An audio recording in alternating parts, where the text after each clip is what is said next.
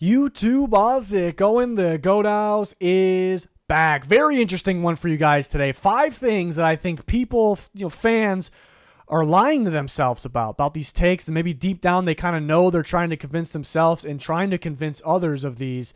I'm hearing a lot of these things, these 5 things here. So it kind of sparked this video idea, so hopefully you guys enjoyed it. We can debate in the comment section. Playlist full of our player rankings that are coming out right now leading up to the NFL season. Check those out. In-season content right around the corner.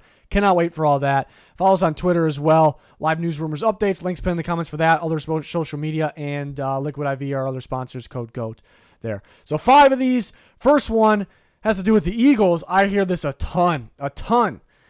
And it's a lot of it's Eagles fans. Since Jonathan Gannon left to go to the Cardinals, this is like a blessing in disguise that Jonathan Gannon left, is what they're saying. Like, it's a positive that he's gone. They're better without him. They get Sean Desai, who isn't really proven yet.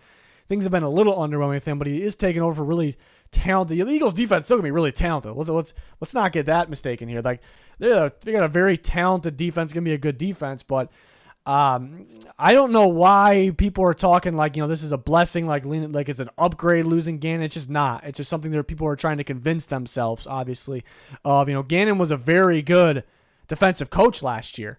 And some people, because of Super Bowl, giving up a lot of points to the Chiefs, especially in the second half. You can't really base things off one game. It's the best of the best. It's the Chiefs. But there's some people that were kind of complaining about Gannon before then as well. But I thought he coached a very, very solid defense, a unique defense. There's a lot of unique pieces that don't work with every coach. And C.J. Gardner-Johnson's a great example. They didn't sign him back because of that. He wasn't going to work with Sean Desai. He's a unique player, plays safety, plays any safety position, plays in the slot, obviously. Really fit Gannon's defense. Like, his defense was able to, he was able to work with the unique, versatile players and make it work. So he goes dirt cheap to the Lions because they didn't think he was going to fit as well for the right value as he did in Gannon's defense. It's pretty obvious. I thought Gannon, I thought he coached very well on game day as well. People will disagree, but that's just what they're saying, trying to convince themselves. I think he called a very good defense. You saw a lot of cover 6 too, which you don't really see from, and he ran it well. You remember those times where last year with the Eagles, it felt like they had 20 guys on defense at times, like 20 guys in coverage. Like, what is happening? Like, and all these, say, Marcus Epps, Blankenship, all these guys playing very well. They're everywhere. It's no coincidence. People just don't realize what he was doing over there, how he was getting the most out of these unique players. Even Hassan Reddick's a unique player. He'll still be talented, obviously, without him, but I think he got the most out of these players. So he was a very good defensive coach. And for some reason, I see a lot of it since he was hired by the Cardinals that, like, oh, this is good. Like, glad he's gone. Like, come on now. Come on. Like, and I'm not saying the defense will necessarily be worse or better. That won't determine if this is accurate, if Gannon being gone or, there is, won't determine much. They have a very, very talented defense, so they still will be good. But I don't think people realize like how much a factor Gannon, his defense, and how he got the most out of these unique players from the unique defense, how much of an impact it was. So it's something I see a lot, and I just kind of shake my head at it every time. I think it's just something that's being said because he's gone. Maybe you kind of had with Darius Slay. We saw a lot of the people trying to convince themselves that, oh, he was declining at the end of the year, but then it turned out they didn't actually cut him, so they kind of backfired on them. But Slay was actually very good last year, so I think that was kind of just something being said because they thought he was being cut. So I think a similar situation here. Something I'm hearing too much of. Just nonsense. Another one, a lot of people, are just convinced that the Browns, mainly Deshaun Watson, but Deshaun Watson and the Browns, won't improve like based off the end of 2022. Like, the Browns will be the same at the end of as they were at the end of 2022. And I see a lot of that. Like, they'll be the same. Like, they can't make the playoffs this year. Did you see how they were at the end of last year? I think that's everyone's take. It's just a lazy take, very, and kind of giving them no chance to have an offseason, actually improve. It's like a new year, different schedule, some different players in there. So I think it's a little ridiculous. I think it's people trying to convince themselves, like, they'll be the same at the end of last year because they want that. And why do they want that? Maybe not, maybe the whole world not really happy with Deshaun Watson himself in that situation. But, when predicting, and you got to take some of that stuff out of that and not just predict what you hope will happen. I think that a little bit of that is what's going on here. I think Deshaun Watson and the Browns will be a lot better than what we saw specifically at the end of last year. And they, and they feel like a playoff team to me. They definitely feel like a playoff roster. Does that guarantee they make the playoffs? No. And if they miss the playoffs, doesn't necessarily mean they stayed the same as last year. They could be better and still miss the playoffs because the AFC is just that loaded at the same time. And there's, really good teams there, really good divisions. So I think people are kind of rooting against them being good. So I think they're deep down, convincing themselves like, okay, they'll be the same as at the end of last year. But I think that's a little lazy there. So I think that's another thing I just keep hearing, and people just convince themselves like that the Browns just won't be good. They can't be good, right? And it's, again, a little lazy. Another one, Russell Wilson will be back. I've heard people say like prime Russell Wilson will be back, and I've heard a lot of people say he'll be kind of close to that. He'll be way better than last year. Last year was 100% on Nathaniel Hackett. A lot of it was on Nathaniel Hackett, but there is zero blame. Like 0% of it was Russell Wilson. He's got Sean Payton. He's going to be back or very close to back. No, I don't think so. I think people that are saying that are kind of trying to convince themselves. They're telling themselves like just trying to stay optimistic. It's you can be optimistic obviously, but he's declined a little bit, and he's had that injury at the end. With the Seahawks, I even said when they traded him, like we don't really know because he had that injury, came back, he didn't look the same, and then he looked even he still didn't look the same. He looked even worse than that last year. You get a better coach, so I think he gets a bump. I think he has to be better than the end of than last year, I should say in general, because it was very, very bad. So I do think he'll be better. But there's people who are like, okay, the Broncos are back. Russell Wilson's back. Sean Payton back. They'll be in the playoff conversation. They'll be in the playoffs because of that. And they could make the playoffs. It's a very talented roster. Sean Payton's a really good coach. But I think some quarterback play they could hold them back sometimes. I think, again, another one of those things where people are trying to convince themselves, something here. Another one, Dak will continue to be interception prone. I think people look at last year. A lot of people don't like the Cowboys. A lot of Cowboys fans out there. I think that's what does it. They talk a lot maybe, and there's a lot of people that just really dislike the Cowboys, out there maybe because of that. So I think people, other than Cowboys fans, are like, well, yeah, Dak threw a bunch of interceptions last year. I think a little bit of it is recency bias. Like he's fresh off doing that, so he's going to continue to do that. And they're like kind of hoping, we don't really want the Cowboys to be good, so yeah, Dak will just continue to do that. I think that's a lot of it, what it is. And it's possible he could continue to throw interceptions, but I think another one where it's kind of a lazy take. He comes into the situation last year, and now he's got, now he's back full off season. Schottenheimer, new offense coordinator, going to play week 1. I think he'll be a little more comfortable, a little more prepared for the situation as well. And then every year before last year, like sure, he threw interceptions. All quarterbacks throw interceptions, but he wasn't interception prone. He wasn't turnover prone. So why does it have to be only last year? What happened last year? That's what's going to happen forever now with Dak Prescott. It's possible, but I do think it's a lazy take. I think it's a take that people want to believe besides Cowboys fans. So I think they're convincing themselves like, oh yeah, it's going to be the same there. And again, it could be. I don't think so. Of course, interceptions will be thrown by every quarterback. There was too much of them last year, way too much. I think in a short amount of time too. But I think people look too much into that too because it was a short amount of time, or games, I should say. So I think Dak can kind of get back on track, and he was still pretty good last year. He had the interception, but he was still pretty good throwing the ball, obviously. So I think he'll be back on track. And then one more here. The Texans will remain bottom tier. And we could do this for a lot of teams too, but I think this is one where this one maybe it kind of just gets by people because everyone wants to predict whether you have a platform or not. You want to predict. It's fun. We love football. And it's tough to predict like this time of the year, like especially if you want to do like power rankings right now, like and rank every single team. It's tough to do because we're fresh off every single team. It feels like got better. Maybe not every single team. Some teams are kind of going in that rebuild mode, but a lot of teams have additions. They look different. It feels like 90% of teams got better, so it's hard to put really anybody towards the bottom. So I think people go in and do that, whether it's in their mind or on social media or like I do here, and I think they immediately go, I got to put somebody towards the bottom. I got to put a handful of teams at the bottom. The Texans, Houston Texans, they've been awful. We're throwing them at the bottom, and they don't really stop to think like this team could be a lot better. It's a sneaky team here. The new coaching staff are going to be very well coached on defense.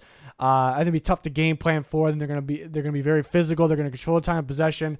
And then CJ Stroud, they have a rookie quarterback. People are like, rookie quarterback's not going to be good, but I think his job is going to be simplified. He's a very accurate quarterback that can hit that deep ball that has electrifying playmaking ability through the air, and he can use his legs here and there when he needs to as well.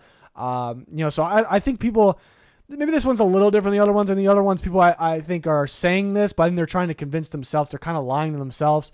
This one, I guess you could put in that category. It's more so it's kind of getting by them, and I think maybe no. These are, maybe the lazy takes. This video is like a bunch of lazy takes from a lot of people. I think people are like, we got to put somebody at the bottom of the league.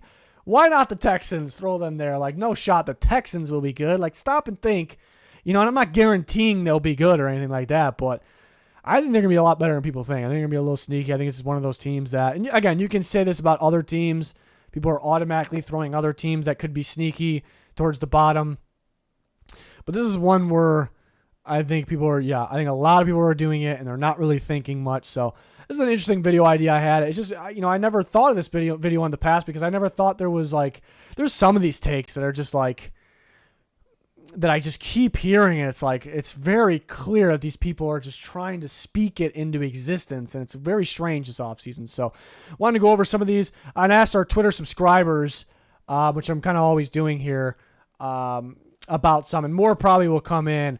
But I like this playing along. And then Jacoby over here thinks that the Bears, well, I think, people are aligning themselves about saying the Bears will have more than 7 wins and Fields being a good quarterback. Yeah, I can understand him saying that. I suppose a lot of hype around Justin Fields and maybe the Bears, mainly in Chicago, but a lot of hype on Justin Fields in general, like a lot of hype here. He does have the tools. He has the traits to be great. He does have a road to go. Like he does it. It has to happen first. Yeah, I could see this being a take that could belong in the video. I was kind of looking for more, which I didn't really explain in the tweet, I guess. So that's my fault. I was kind of thinking of ones that I think deep down people kind of know they're trying to convince themselves. I think the people that say that just like believe in the traits, the tools of Justin Fields and the talent the Bears added. So they're optimistic for a reason. So that's why I didn't put that in the video. But maybe there is a little too much. Yeah, I'd say that. A little bit too much optimism with that. And I do think there's maybe too much hype, or there's maybe a lot of pressure on Justin Fields. But again, the tools and traits are there. But there is some talk. Not all the people that are talking about like Fields and the Bears are saying this, but there's a lot of talk like where it's like Justin Fields is already proven, like he's already a top 15, top 10 quarterback, and that is maybe that belong in the video because I actually have seen some of that. Like it's like he doesn't have to prove anything yet. Like you already think it's like guaranteed. That maybe could belong in the video. And then Hayden, the Jets will be good is the take that people are lying themselves about. They're not an impressive offense with even Rodgers without an elite pass rush. The rest of the defense won't be able to do much. So, yeah, that's an interesting one. I don't know if people are really lying to themselves about this one. I think it's a tough one. Yeah, because they're very talented. I think they're very talented. Both sides of the ball. I'll say what a good one would be. Well, I think people are split. I see actually a lot of it of people thinking they're going to be good because it's a really good roster. It's a really good roster. And they won some games last year. They had good moments last year, believe it or not, and that was with that quarterback situation. They're even better now. So I understand that. And there's like half the people are like that, and half the people are, I think, a little more than half think they're going to be good. And then other people are like, it's the Jets. Like the Jets can't be good. Like they won't be good. And I think they got to be good because they're that talented. I think maybe the take that would have been good for the video was that it'll be, I don't know. I'm trying to think of a good one. Like it'll be a lot easier for Aaron Rodgers and I guess company, the Packers group, Nathaniel Hackett and the Packers group. It'll be much easier for them in the playoffs with the Jets compared to the Packers. I think there's some people that think that they think it's going to be totally different. The Jets are way better than those Packers teams that came up short. So that actually would be a good one for the video. So we're sparking some good ideas. I just have to tweak them a little bit because they could be better. They could be better than those Packers teams. But Rodgers and those Packers teams were always underwhelming in the playoffs. And I guess my question is, why will it be any different this time?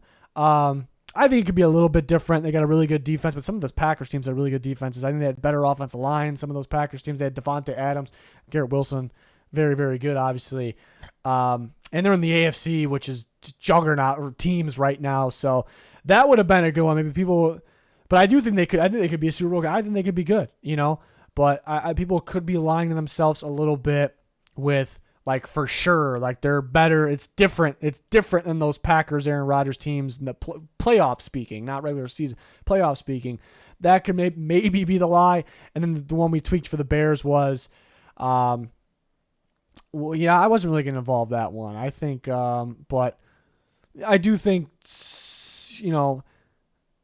people are maybe a little too confident that Fields progresses as a smart passer. Putting him like, I think and he has all the tools and traits though. So that's why I wasn't including this one in the video. Like you could why there's optimistic is because you can see the upside. What I would have included in the video, like I said, what would have made sense with this exercise would be, I think, for the people that are like, oh, he's all like, because there's people like fresh off last year that were like, oh, Fields should have been a Pro Bowler. This is the best quarterback in that division going forward, like for sure, like maybe a top 10 quarterback. And it's like almost like they're saying it's like guarantee, it's locked in, it's already proven. And I've actually seen that. That's a very surprising to me. And looking at the top 100 list, I think him being on there at all right now, if he reaches his potential, oh my God, he's going to be incredible, like for sure. But him being on that top 100 right now and ahead of guys like Trevor Lawrence, it's a little ridiculous right now. But so I get wanting to have it in this type of video, this exercise. So waiting for more Twitter subs to play along here. I think this was an interesting one. It's maybe hard to think of one sometimes, but interesting video idea we came up with here, I thought. So you can play along in the comments. Let me know your guys' thoughts. I'm sure some of the fans of these teams that we discussed will be a little upset. I'm really not knocking your team. I'm kind of knocking your takes, though, But that'll do it for this one. Check out all our videos. Cannot wait for in-season content right around the corner. Thanks for watching. Goodbye.